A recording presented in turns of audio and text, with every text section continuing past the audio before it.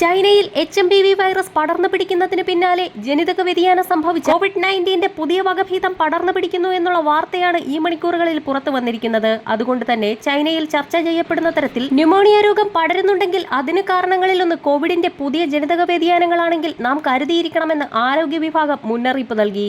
എങ്കിലും നേരത്തെ തന്നെ കോവിഡ് വന്നിട്ടുള്ള ആളുകൾക്കും കോവിഡ് രോഗത്തിനെതിരെ വാക്സിൻ സ്വീകരിച്ചിട്ടുള്ള ആളുകൾക്കും പുതിയ ജനിതക വ്യതിയാനം അപകടകരമായ രോഗാവസ്ഥ ഉണ്ടാക്കാൻ സാധ്യത കുറവാണെന്നുള്ള ആശ്വാസ വാർത്തകൾക്ക് പുറമെ അണുബാധ പടരുന്ന സാഹചര്യമുണ്ടായാൽ പ്രായമുള്ളവരെയും രോഗികളെയും അത് ഗുരുതരമായി ബാധിക്കാൻ സാധ്യതയുണ്ടെന്നുള്ള അറിയിപ്പാണ് ഇപ്പോൾ പുറത്തു വന്നിരിക്കുന്നത്. അതിനാൽ തന്നെ നാം കരുതിയിരിക്കണം.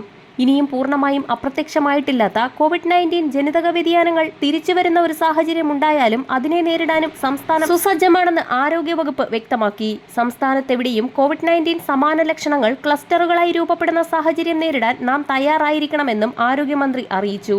മേൽപ്പറഞ്ഞ വൈറസ് വിഭാഗങ്ങളിൽ അടുത്ത മഹാമാരിക്ക് കാരണമാകാൻ പോകുന്നത് ഇൻഫ്ലുവൻസ വിഭാഗത്തിൽപ്പെട്ട വൈറസുകളാണ്. നിർഭാഗ്യവശാൽ ചൈനയിൽ ഇപ്പോൾ പൊട്ടിപ്പുറപ്പെട്ടിരിക്കുന്ന രോഗാണുബാധയിൽ ഇൻഫ്ലുവൻസ വൈറസും ഉൾപ്പെട്ടിട്ടുണ്ട്. അതിനാൽ ഗർഭിണികളായ സ്ത്രീകൾ മാസ്കുകൾ ഉപയോഗിക്കുകയും ശ്വാസകോശ അണുബാധയുള്ള ആളുകളിൽ നിന്നും അകലം പാലിക്കുകയും വേണം.